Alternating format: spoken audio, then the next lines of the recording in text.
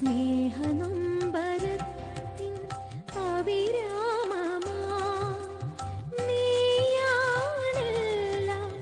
നിന്നിലാണെല്ലാം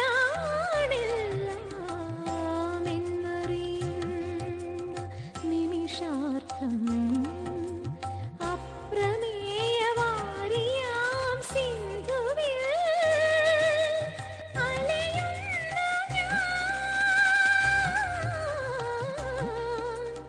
അലയുന്നു ഞാൻ അലയുന്നു ഞാൻ ഗുരുകൃപാപൂരം സാന്ത്വനം സർവമംഗളം ബ്രഹ്മമുഖരിതപൂരം ഗുരുകൃപാപൂരം സാന്ത്വനം സാന്ദ്രമായി മെല്ലവേ വരുമൊരു ബ്രഹ്മമുഖരിതവന്ദിതപൂരമായി ശ്യാമകോമളം മനോഹരം ശ്യാമകോമളം മനോഹരം ഗുരുകൃപാപൂരം സാന്ത്വനം സർവമംഗളം ബ്രഹ്മമുഖരിതപൂരം.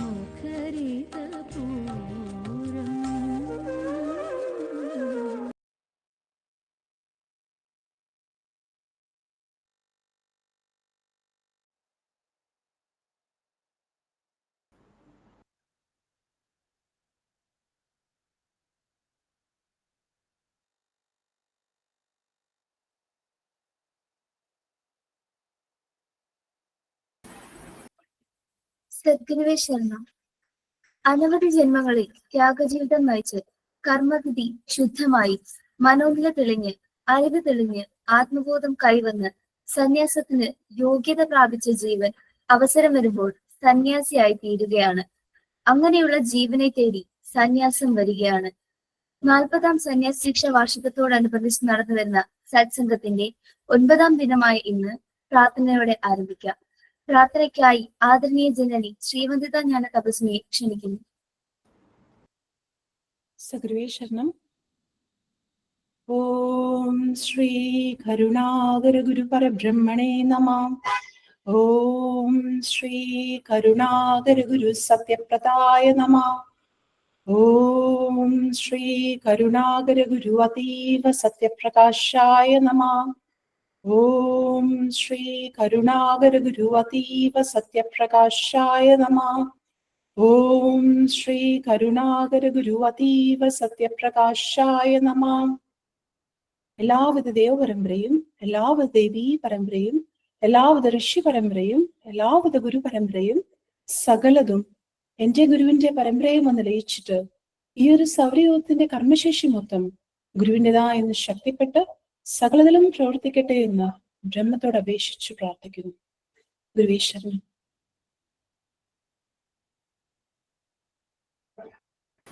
ഗുരുവാദ വന്ദനത്തിനായി ബ്രഹ്മചാരിണി സച്ചിത എമ്മിനെ ക്ഷണിക്കുന്നു. വന്ദനം ഗുരുവന്ദനം തവ പാദ പങ്കജ വന്ദനം. വന്ദനം ഗുരുവന്ദനം തവ പാദ പങ്കജ വന്ദനം. ഇഹലോകവും പരലോകവും ഉലകാകയും നിറയും പൊരുളിന്നു ഞങ്ങളിലെ ഗണി കരുണാമയ.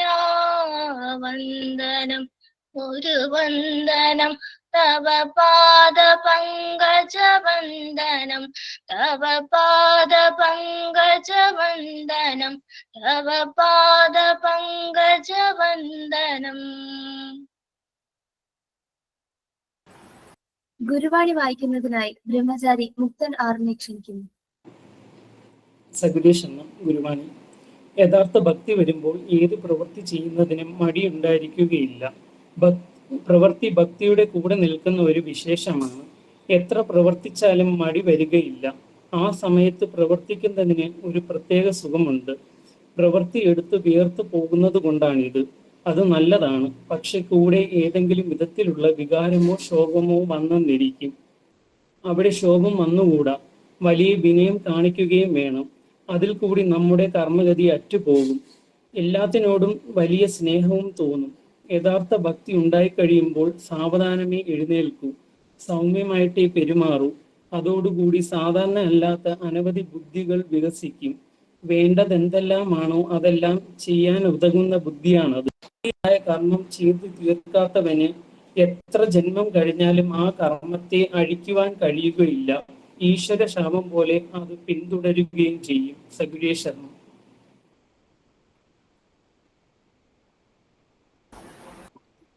ഇന്ന് പ്രഭാഷണത്തിനായി നമ്മോടൊത്തുള്ളത് ആദിശങ്കരാചാര്യരുടെ അദ്വൈത ദർശന പരമ്പരയിൽ നിന്നുള്ള ആത്മീയ ആചാര്യനായ സ്വാമി ചിദാനന്ദപുരി അവർകളാണ്.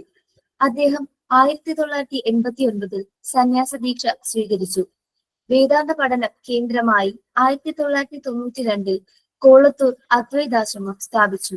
അച്ചടി, ഇലക്ട്രോണിക് മാധ്യമങ്ങളിലൂടെ സനാതനധർമ്മവും വേദാന്തവും പ്രചരിപ്പിക്കുന്നതിനായി സൃഷ്ടിച്ച സനാതന ധർമ്മസേവ ട്രസ്റ്റിന്റെ സ്ഥാപകനും മാനേജിംഗ് ട്രസ്റ്റിയുമാണ് അദ്ദേഹം. കാലിക്കറ്റ് സർവകലാശാല സനാതനധർമ്മ പഠന ഗവേഷണ കേന്ദ്രം വിസിറ്റിംഗ് പ്രൊഫസറായ സ്വാമി കേരള സന്യാസിമാരുടെ സംഘടനയായ മാർഗദർശക മണ്ഡലത്തിന്റെ പ്രസിഡന്റാണ്. ഏറെ ബഹുമാനത്തോടെ സ്വാമി ചിദാനന്ദപുരി അവർകളെ പ്രഭാഷണത്തിനായി ക്ഷണിക്കുന്നു.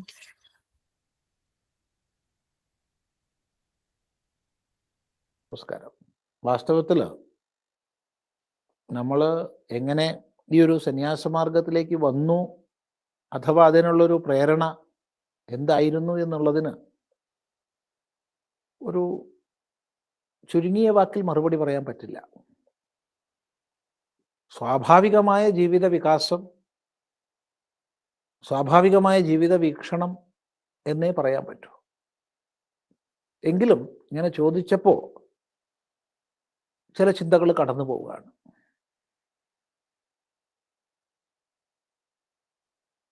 കൊച്ചു കുഞ്ഞായിരിക്കുന്ന സമയത്ത്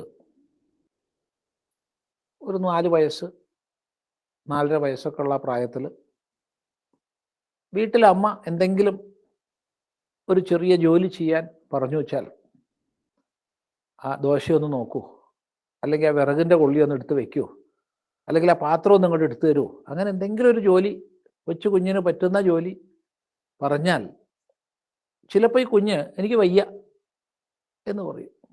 അപ്പം അച്ഛൻ ചോദിക്കുമായിരുന്നു, നിനക്ക് എന്താ വയ്യാതെ, അത് വല്ല ബ്രഹ്മവിദ്യയാണോ? ആ കാലത്ത് മനസ്സിലൊന്ന് ഉറച്ചു, എന്നാൽ എനിക്ക് ബ്രഹ്മവിദ്യ തന്നെ പഠിക്കണം എന്ന്.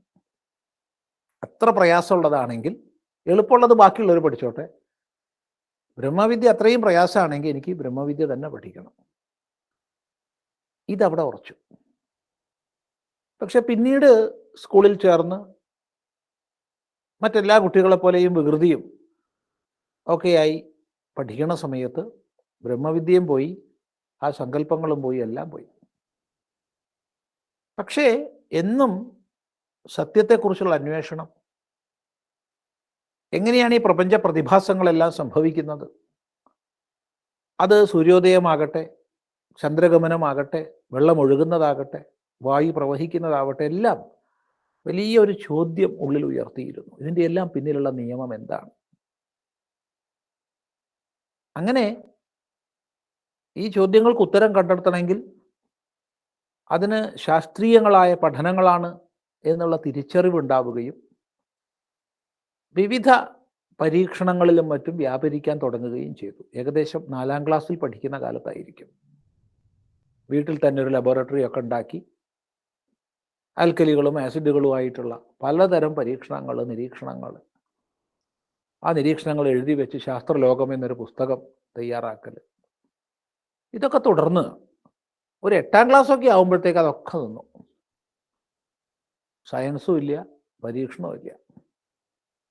പിന്നെ തീർത്തും നോവലുകളുടെ, കഥകളുടെ, കവിതകളുടെ അങ്ങനെയുള്ള മേഖലകളിലേക്ക് പ്രവേശിച്ചു. പതുക്കെ സിനിമകൾ, എല്ലാ ദിവസവും സ്കൂൾ ക്ലാസ് കട്ട് ചെയ്ത് സിനിമയ്ക്ക് പോകുന്ന അവസ്ഥ. അങ്ങനെയുള്ളൊരു ജീവിതക്രമം. അതേസമയത്ത് സ്കൂളിൽ ഏറ്റവും നല്ല വിദ്യാർത്ഥിയായിട്ട് പഠിക്കും. അതങ്ങനെ മുന്നോട്ട് പോയി. പ്രീ ഡിഗ്രി ഫസ്റ്റ് ഇയറിന് പഠിക്കുമ്പോഴാണ് ദ സ്പേക്ക് സ്വാമി വിവേകാനന്ദ എന്നുള്ള കൊച്ചു പുസ്തകം അച്ഛൻ കൊണ്ടുത്തരുന്നത്. ഒരിരിപ്പിൽ 30ഓളം പ്രാവശ്യം അന്ന് ആ കുട്ടി അത് വായിച്ചു. അതിൽ നിന്നാണ് complete works of Swami Vivekananda, sister Nivedita, Ranganathananda സ്വാമികളുടെ പ്രഭാഷണങ്ങൾ, പതുക്കെ പതുക്കെ ചിന്മയാനന്ദ സ്വാമികളുടെ, ദയാനന്ദ സ്വാമികളുടെ, ജ്ഞാനാനന്ദ സരസ്വതി സ്വാമികളുടെ അത്തരം രചനകളിലേക്ക് ആഴ്ന്നിറങ്ങുകയാണ്. ഇത്തരം പഠനങ്ങളിൽ മുന്നോട്ട് പോകുമ്പോൾ വലിയ എന്തോ ഒരു ഗ്യാപ്പ്, ഒരു അന്തരം, എന്തോന്ന് ചേർന്നാലേ ഇതൊക്കെ പൂർണ്ണമാവൂ എന്നൊരു ബോധം ഉള്ളിൽ വല്ലാതെ അലട്ടാൻ തുടങ്ങി. അതിനുത്തരം തേടിയിട്ടാണ് ശങ്കരഭാഷ്യങ്ങളുടെ പഠനത്തിലേക്ക് പ്രവേശിക്കുന്നത്. അപ്പം ബാഹ്യമായി കോളേജിൽ പഠിക്കുന്നു, ഡിഗ്രിക്ക് പഠിക്കുന്നു, പക്ഷേ ആന്തരികമായി ശങ്കരഭാഷ്യങ്ങളുടെ പ്രസ്ഥാനത്രയം പഠനത്തിലേക്ക് വ്യാപരിക്കുകയാണ്. അങ്ങനെ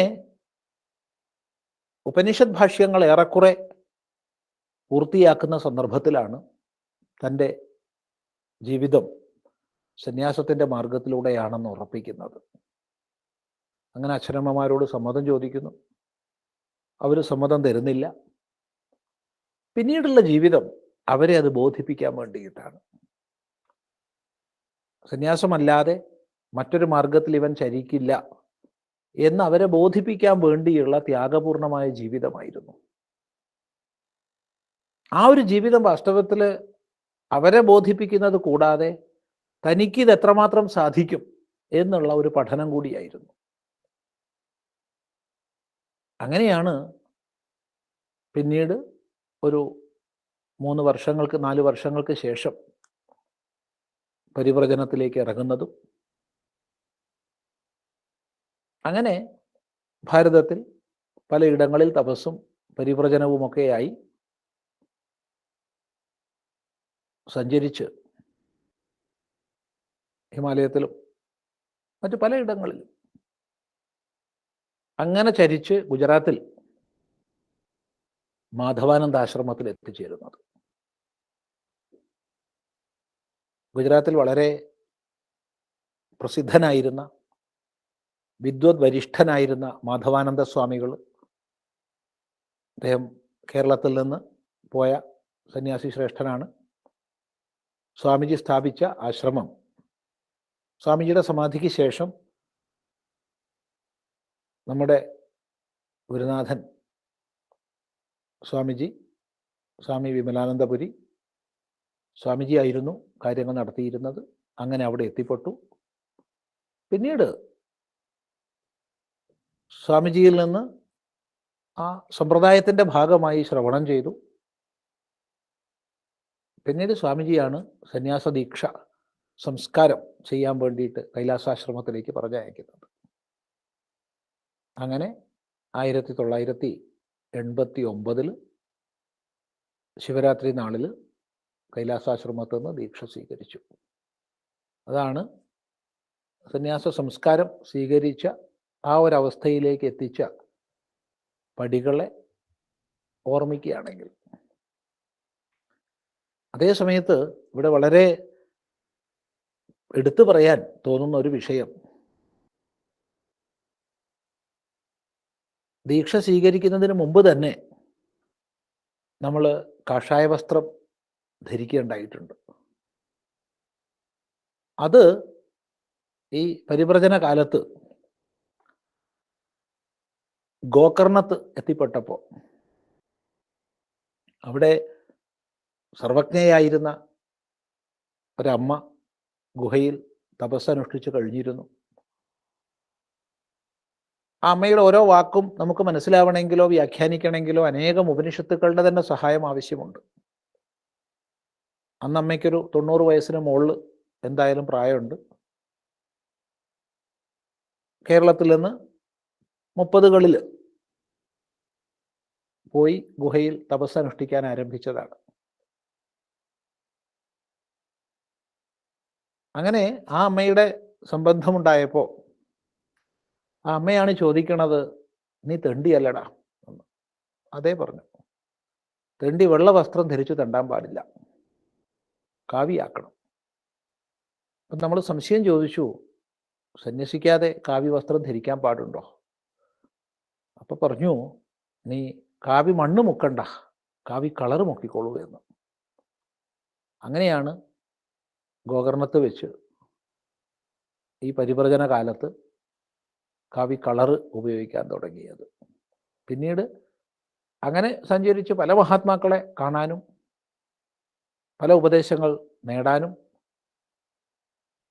പല പുണ്യസങ്കേതങ്ങളിൽ വസിക്കാനും ഒക്കെയുള്ള അവസരം ആ ഒരു യാത്രയിലാണ് ഉണ്ടായിട്ടുള്ളത്.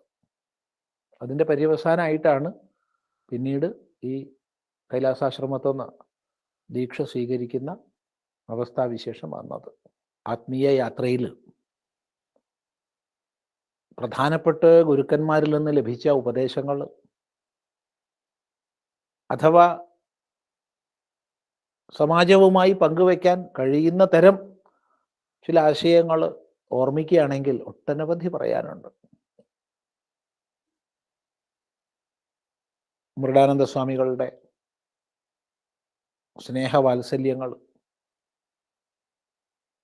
ഒരു കോളേജ് വിദ്യാർത്ഥിയായ ജിജ്ഞാസുവിൻ്റെ ഒരുപക്ഷെ ബാലിശം പോലും ആയി പോയേക്കാവുന്ന ചോദ്യങ്ങൾക്കൊക്കെ വളരെ ഗൗരവത്തോടു കൂടി സ്വാമിജി മറുപടി പറഞ്ഞു തന്ന സാഹചര്യങ്ങൾ, അതുപോലെ സംശയങ്ങൾ എഴുതി ചോദിച്ചാൽ മടക്ക തപാലിൽ തന്നെ സ്പഷ്ടമായി മറുപടി തരുന്ന ജ്ഞാനാനന്ദ സരസ്വതി സ്വാമികളുടെ ആ ഒരു അനുഗ്രഹം. തുടർന്ന് സന്യാസമാർഗത്തിലേക്ക് ഗൃഹത്യാഗം ചെയ്തതിന് ശേഷം വളരെ ഒരു സന്നിഗ്ധമായിരിക്കുന്ന, എങ്ങനെയാണ് ഇനി മുന്നോട്ട് പോകേണ്ടത്, എന്തായിരിക്കണം തൻ്റെ ജീവിതഗതി എന്ന് വളരെ നിശ്ചയിക്കേണ്ടുന്ന വളരെ ഒരു പ്രയാസകരമായ അവസ്ഥയിൽ എവിടെ നിന്നെന്നറിയാതെ എത്തിച്ചേർന്നൊരു മഹാത്മാവ്, കള്ളി മുണ്ടുടുത്ത് കയ്യിലൊരു ജലപാത്രം പിടിച്ച് വായിലൂടെ ഉമിനീര് ഒലിച്ചിറങ്ങി വളരെ വികൃതമായ ഭാവത്തോടു കൂടി അലസമായി വസ്ത്രധാരണം ചെയ്ത ഒരു വ്യക്തി. അദ്ദേഹം തന്ന ഉപദേശങ്ങൾ അത് അധ്യാത്മ ജീവിതത്തിൽ ഓരോ കാൽവെപ്പ് നടത്തുന്നത് അങ്ങേയറ്റം ശ്രദ്ധിച്ചു വേണമെന്നും, ലോകത്തിൻ്റെ ഏതൊരു കളിയോട് കൂടെയും നമുക്ക് കളിക്കാം, പക്ഷേ അങ്ങനെ എല്ലാം കളിക്കുമ്പോൾ ഏത് ഭാവത്തിലും പുറമെ പ്രകടിപ്പിക്കുമ്പോൾ ആന്തരികമായി നിഷ്ഠ പുലർത്തുന്നതിൽ ഒരു തരത്തിൽ ന്യൂനത വരരുത് എന്നുള്ള ഉപദേശം. ആ യാത്ര തുടർന്നു പോകവേ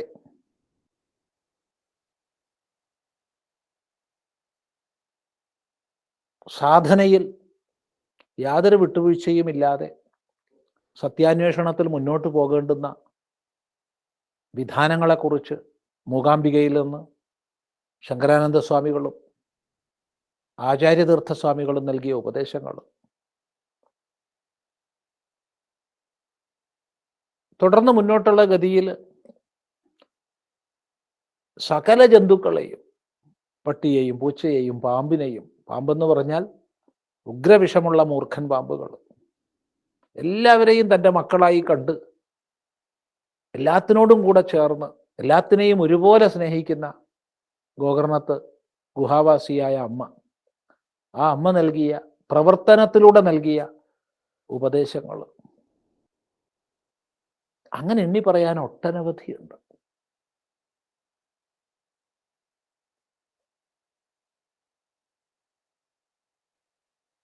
അത് പ്രത്യേകിച്ച് ഇന്നതെന്ന് പറയാൻ പറ്റില്ല. ശാസ്ത്രത്തിൻ്റെ ആഴങ്ങളെ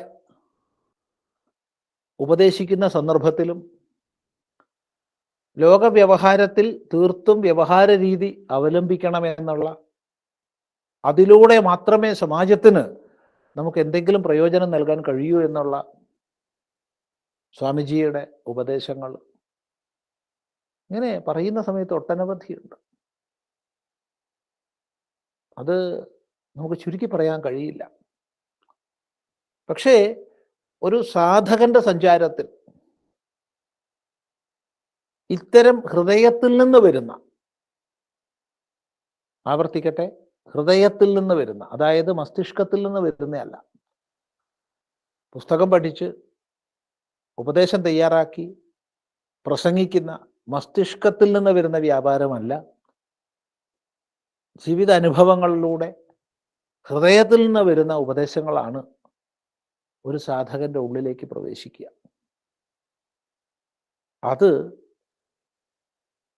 ആത്മനോ മോക്ഷാർത്ഥം ജഗത് ഹിതായച്ച എന്നുള്ള വേദവാക്യത്തെ മുൻനിർത്തി പ്രവർത്തിക്കുന്ന എല്ലാവരും ശ്രദ്ധിക്കേണ്ടുന്ന ഒന്നാണ്. ശാന്തിഗിരി ആശ്രമം ബഹുവിധങ്ങളായ സേവാപ്രവർത്തനങ്ങൾ ചെയ്ത് അതോടൊപ്പം അനേകം പേർക്ക് സാന്ത്വനമേകുന്ന ആശയങ്ങളെ പ്രചരിപ്പിച്ച് എല്ലാ പ്രകാരത്തിലും നമ്മുടെ സമൂഹത്തിൽ വർത്തമാനകാലത്തിൽ പ്രഭാവത്തോടുകൂടി പ്രവർത്തിക്കുകയാണ്. അവിടുത്തെ സന്യാസി ശ്രേഷ്ഠർക്ക്, സാധനാമാർഗത്തിൽ ചരിക്കുന്നവർക്ക് സന്യാസദീക്ഷ നൽകപ്പെട്ടതിൻ്റെ 40ാം വാർഷികം ഈ ഒക്ടോബർ 13-ാം തീയതി വിജയദശമി നാളിൽ സമാചരിക്കുകയാണെന്ന് അറിഞ്ഞു. വളരെ വളരെ സന്തോഷം. ഗുരുപരമ്പരയുടെ, നമ്മുടെ സമ്പ്രദായത്തിൻ്റെ ശുദ്ധമായ ഭാവത്തോടു കൂടി കൂടുതൽ മുന്നോട്ട് പോവാൻ സന്യാസത്തിൻ്റെ ഔപനിഷദമായ ആത്മനോ മോക്ഷാർത്ഥം ജഗത് ഹിതായച്ച എന്ന വീക്ഷണത്തിനനുസരിച്ച് ജീവിക്കാൻ, അതിലൂടെ സമാജത്തിന് ശാന്തിയും പ്രകാശവും നൽകാൻ കൂടുതലായി ഈ പ്രസ്ഥാനത്തിന്, അതിലെ സന്യസ്തരായ മഹാത്മാക്കൾക്ക് സാധിക്കട്ടെ എന്ന് ഹർദ്ദമായി സങ്കല്പിക്കുകയാണ്. എല്ലാ ശുഭസങ്കല്പങ്ങളും ഹാർദമായി സമർപ്പിക്കുകയാണ്. ഈ ഒരു സന്ദർഭം സന്യാസമാർഗത്തിൽ കഴിയുന്നവർക്ക് കൂടുതൽ ആന്തരികമായ ത്യാഗനിഷ്ഠയും ബാഹ്യമായ സമർപ്പണവും വളർത്താനും സമാജത്തിന് ധാർമ്മിക മാർഗത്തിലേക്ക് കൂടുതൽ പ്രേരണ നൽകാനും ഒക്കെ ഉപകരിക്കട്ടെ. എല്ലാ ശുഭസങ്കല്പങ്ങളും സമർപ്പിക്കുന്നു. നമസ്കാരം.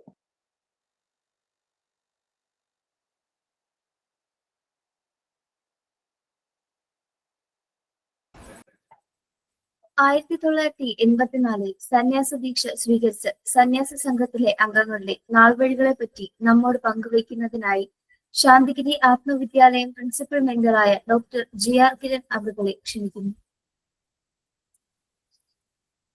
സദ്ഗുരുവേ ശരണം. നമ്മുടെ സർവസ്വമായ പരമകാരുണ്യവാനായ ഗുരുവിന്റെ തൃപ്പാദ പത്മങ്ങളിൽ നമസ്കരിച്ച് പ്രാർത്ഥിക്കുന്നു. ഗുരുവിന്റെ വത്സല ശിഷ്യപൂജിതയുടെ തൃപ്പാദ പത്മങ്ങളിൽ നമസ്കരിച്ച് പ്രാർത്ഥിക്കുന്നു.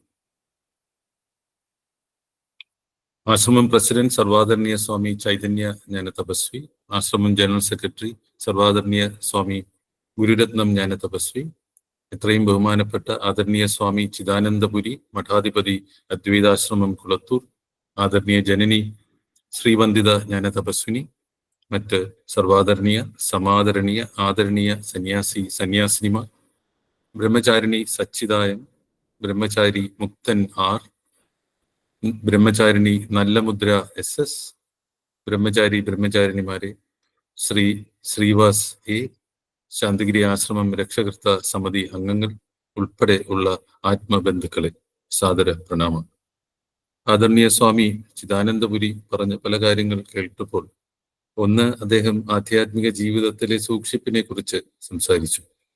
ഒപ്പം പറഞ്ഞത് എല്ലാ കാര്യത്തിലും ഇടപെട്ട് പ്രവർത്തിക്കുകയും എന്നാൽ അതിൽ പെട്ടുപോകാതെ നിൽക്കുകയും ചെയ്യണമെന്ന് സന്യാസിമാരോട് അദ്ദേഹം പറയുകയുണ്ടായി. ഗുരുവാക്ക് ഓർമ്മ വന്നു.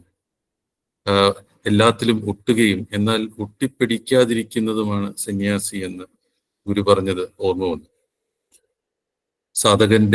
സാധകന്റെ സഞ്ചാരത്തിൽ, ജീവിത അനുഭവത്തിൽ നിന്ന്, ഹൃദയത്തിൽ നിന്ന് വരുന്ന ആ വിശ്വാസത്തിൽ ആണ് മുന്നോട്ട് പോകേണ്ടതെന്ന് അദ്ദേഹം പറഞ്ഞപ്പോഴും ഗുരുവിന്റെ വാക്കുകൾ നമ്മുടെ മനസ്സിൽ എത്തിച്ചേരുന്നു.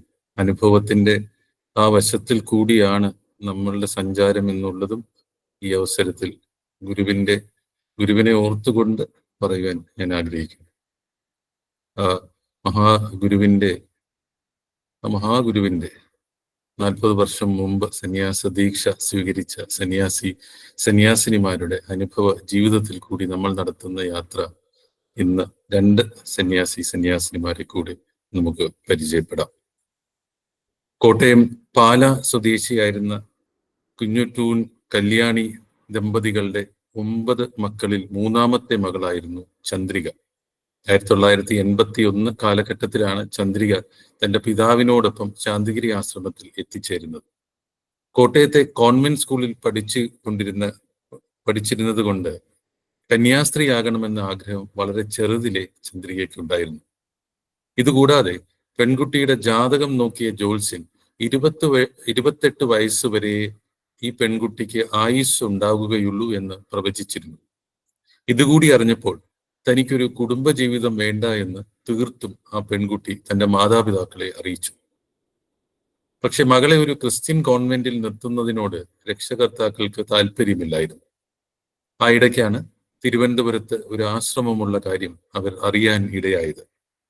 അച്ഛനോടൊപ്പം ആശ്രമത്തിൽ എത്തിച്ചേർന്ന് ഗുരുവിനെ ദർശിച്ച പെൺകുട്ടി പിന്നീട് അച്ഛനോടൊപ്പം തിരിച്ച് വീട്ടിലേക്ക് ചെല്ലാൻ വിസമ്മതിച്ചു. തന്നോടൊപ്പം തിരിച്ചു വരാതിരുന്ന മകളോട് നീരസമുണ്ടായിരുന്നെങ്കിലും മകളെ ആശ്രമത്തിൽ നിർത്തി പിതാവ് തിരിച്ചുപോയി. പിന്നീട് അദ്ദേഹം ഒരിക്കലും ആശ്രമത്തിൽ വരികയോ മകളെ കാണുകയോ ചെയ്തിട്ടില്ല. ആശ്രമ അന്തേവാസികളോടൊപ്പം ആശ്രമ കർമ്മങ്ങളും പ്രാർത്ഥനയുമായി അവർ മുന്നോട്ട് പോയി. ആയിടയ്ക്കാണ് ഒരു വിശ്വാസി ഗുരുവിനെ കുറച്ച് തറിയുടെ ഉപകരണങ്ങൾ സമർപ്പിച്ചത്. അതുപയോഗിച്ച് ആശ്രമത്തിൽ ഒരു തറി യൂണിറ്റ് തുടങ്ങാനായി തീരുമാനിച്ചു. ഒരു ദിവസം ഗുരു ചന്ദ്രികയും കൂട്ടി കൈത്തറി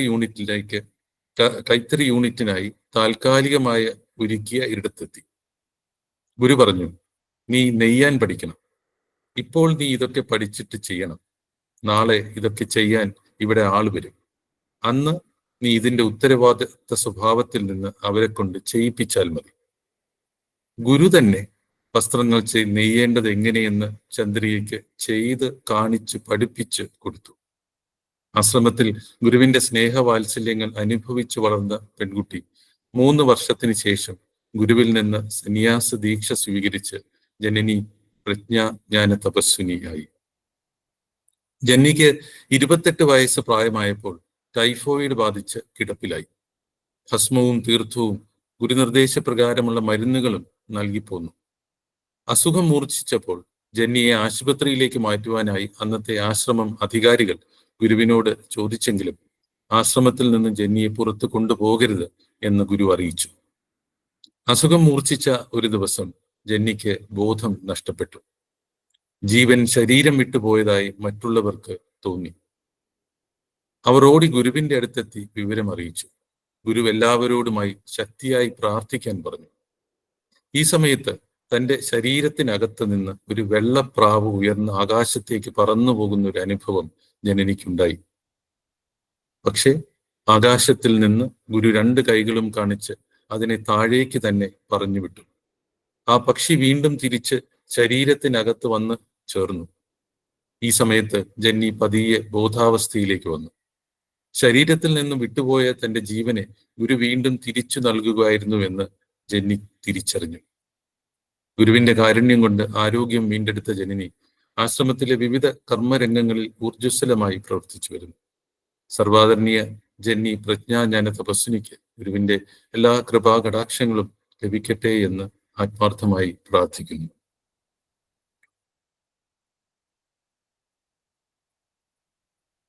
ആനയിറ സ്വദേശിയായിരുന്ന സഹദേവന് ചെറുപ്പം മുതലേ ആത്മീയ ജീവിതത്തോടായിരുന്നു ആഭിമുഖ്യം. യുവാവായപ്പോൾ നിത്യവൃത്തിക്കായി സഹദേവൻ ആനയിറയിൽ ഒരു പലചരക്ക് കട ആരംഭിച്ചു. ആ സമയത്തും തന്റെ ആത്മീയ അന്വേഷണം അദ്ദേഹം തുടർന്നുകൊണ്ടേയിരുന്നു. ഒരു ദിവസം സഹദേവന്റെ കടയിൽ സാധനങ്ങൾ വാങ്ങാനെത്തിയ ഒരാൾ മുഖേന അദ്ദേഹം ഗുരുവിനെ കുറിച്ച് കേൾക്കാനിടയായി. ഗുരുവിനെ കുറിച്ച് അറിഞ്ഞ സഹദേവൻ അന്ന് തന്നെ പോത്തങ്കോട് ശാന്തിഗിരി ആശ്രമത്തിൽ എത്തിച്ചേർന്നു. ഗുരുവിന്റെ സ്നേഹവാത്സല്യങ്ങളിൽ ആകൃഷ്ടനായ സഹദേവൻ തന്റെ വീട്ടുകാരെയും കടയും എല്ലാം ഉപേക്ഷിച്ച് ആശ്രമത്തിൽ തന്നെ സ്ഥിരതാമസമാക്കി. വീട്ടിൽ നിന്ന് മറ്റാരും ആശ്രമത്തിൽ വന്നിരുന്നില്ല. പ്രാർത്ഥനയും പല കർമ്മങ്ങളിലും ഇടപെട്ട് നിന്ന അദ്ദേഹം ആശ്രമത്തിലെ ശുചീകരണ കർമ്മങ്ങളിലായിരുന്നു മുഖ്യ ശ്രദ്ധ പതിപ്പിച്ചിരുന്നത്. 1984 ശാന്തിഗിരിയിലെ പ്രഥമ സന്യാസി ദീക്ഷ കർമ്മത്തിൽ ഗുരുവിൽ നിന്ന് ദീക്ഷ സ്വീകരിച്ച സഹദേവൻ സ്വാമി ധർമ്മവ്രതൻ ജ്ഞാന തപസ്വിയായി. സർവാദരണീയ സ്വാമിയെക്കുറിച്ച് ഓർക്കുമ്പോൾ എല്ലാവരുടെയും മനസ്സിലേക്ക് ആദ്യം എത്തുന്നത് അദ്ദേഹത്തിന്റെ കൃത്യനിഷ്ഠയാണ്. വെളുപ്പിന് 4 മണിക്ക് ഉണർന്നുള്ള പ്രാർത്ഥന സ്വാമി മുടക്കാതെ ശ്രദ്ധിക്കുക പതിവായിരുന്നു. അതുപോലെ വൈകിട്ട് 3 മണിയുടെ ആരാധന സ്ഥിരമായി സ്വാമിയായിരുന്നു ചെയ്തുകൊണ്ടിരുന്നത്. സൂക്ഷിപ്പിന്റെ വശം മുൻനിർത്തി ഉച്ചയ്ക്ക് തന്നെ പൂജാമുറിയെല്ലാം വൃത്തിയാക്കും. അത് മറ്റുള്ളവർക്ക് ഒരു പാഠവും ആയി. ആശ്രമത്തിൽ പൗർണമി ദിനത്തിലും കുംഭമേള സമയത്തും കുംഭമൊരുക്കുന്നത് സ്വാമിയുടെ നേതൃത്വത്തിലായിരുന്നു. മുത്തുക്കുടയുടെ തിളക്കത്തിൽ സ്വാമിയുടെ നേതൃത്വവും കർമ്മവും ഉണ്ട്. എല്ലാ ദിവസവും രാവിലെ 6-ന് ആരാധനയ്ക്ക് ശേഷം ആശ്രമത്തിന്റെ സമീപ പ്രദേശങ്ങളായ കാഞ്ഞാമ്പാറ, കോലിയക്കോട് എന്നീ സ്ഥലങ്ങളിലൂടെ നടക്കാനിറങ്ങുന്ന സ്വാമി ഈ പ്രദേശങ്ങളിലുള്ള പൊതുജനവുമായി നല്ല ആത്മബന്ധം സ്ഥാപിച്ചിരുന്നു. വാർദ്ധക്യ സഹജമായ അസുഖങ്ങളെ തുടർന്ന് സർവാദരണീയ സ്വാമി 2012 ഗുരുജ്യോതിയിൽ ലയിച്ചപ്പോൾ സ്വാമിയുടെ ചടങ്ങുകളിൽ പങ്കെടുക്കാനായി സമീപവാസികളെല്ലാം തന്നെ എത്തിച്ചേർന്നിരുന്നു.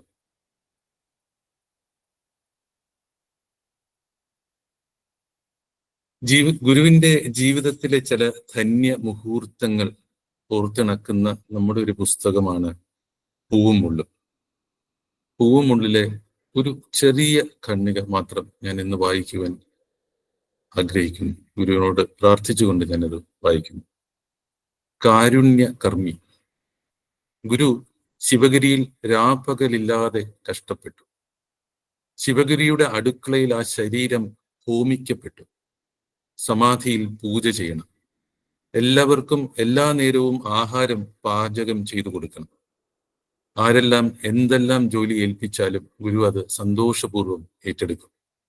എത്ര ജോലി ഉണ്ടെങ്കിലും അതെല്ലാം ചെയ്തു തീർക്കാൻ സമയമുണ്ടാകണമേ എന്ന ഒരൊറ്റ പ്രാർത്ഥനയെ ഗുരുവിനുണ്ടായിരുന്നു. ഉറങ്ങുവാൻ പോലും സമയം കിട്ടാറില്ല. എല്ലാവരും ഉറങ്ങിക്കഴിഞ്ഞാലും ഗുരുവിനെ കാത്ത് ചെയ്തു തീർക്കുവാനുള്ള ജോലികളുടെ ഒരു നീണ്ട നിര തന്നെ ബാക്കിയുണ്ടാകും. ഗുരുവാണെങ്കിൽ എല്ലാം ചെയ്തു തീർത്തതിന് ശേഷമേ വിശ്രമിക്കൂ. രാത്രി മിക്കപ്പോഴും ഏറെ വൈകിയായിരിക്കും ഉറങ്ങാൻ പോകുന്നത്. ഉറങ്ങാൻ കിടക്കുമ്പോൾ കരഞ്ഞ് പ്രാർത്ഥിക്കും. രാവിലെ ബ്രഹ്മമുഹൂർത്തത്തിന് മുമ്പ് ഉണരുവാനാണ് ആ പ്രാർത്ഥന. ആരും ഗുരുവിന്റെ കഷ്ടപ്പാടുകൾ കാണുന്നതിന് സൗമനസ്യം കാണിച്ചില്ല. ഗുരുവിന് പരിഭവവും ഉണ്ടായിരുന്നില്ല. ആരോടും പരാതിപ്പെടാനും പോയില്ല. പകരം മുഖത്ത് എപ്പോഴും നിഷ്കളങ്കമായ ഒരു ചിരി. സദാസമയവും മറ്റുള്ളവർക്ക് പകരുന്ന കലർപ്പില്ലാത്ത സ്നേഹം. അടുക്കുന്നവരുടെ ഹൃദയങ്ങളിൽ സന്തോഷം തൂകുന്ന വിനയത്തോടുള്ള പെരുമാറ്റം. ഏത് വിധത്തിലുള്ളവരോടായാലും അഹങ്കാര ലേശമേൽക്കാതെയുള്ള ഇടപെടൽ. ഇതായിരുന്നു ആ കാരുണ്യ കർമ്മി. ശാന്തിഗിരി ആശ്രമത്തിലെ സന്യാസത്തെക്കുറിച്ചും ഗൃഹസ്ഥാശ്രമത്തെക്കുറിച്ചും പറയുമ്പോൾ നമുക്ക് ഇതാണ് നമ്മുടെ മനസ്സിൽ വരേണ്ടതെന്ന് ഞാൻ കരുതുന്നു. ഗുരുവിൻ്റെ മഹാകാരുണ്യം എല്ലാവർക്കും ലഭിക്കട്ടെ എന്ന് ഏറ്റവും ആത്മാർത്ഥമായി പ്രാർത്ഥിച്ചുകൊണ്ട് എൻ്റെ വാക്കുകൾ ഗുരുവിൻ്റെ തൃപ്പാദ പത്മങ്ങളിൽ സമർപ്പിക്കുന്നു. സദ്ഗുരുവേ ശരണം.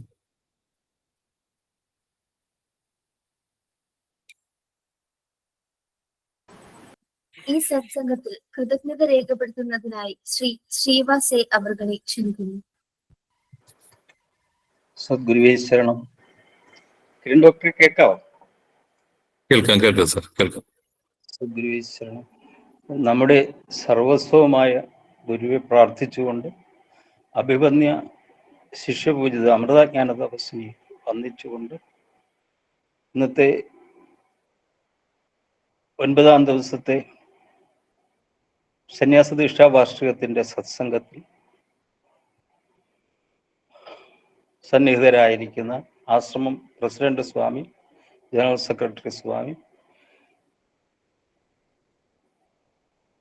സമാദരണീയരും ആദരണീയരുമായ സ്വാമിമാരെ, ജനനിമാരെ, ബ്രഹ്മചാരിണിമാരെ,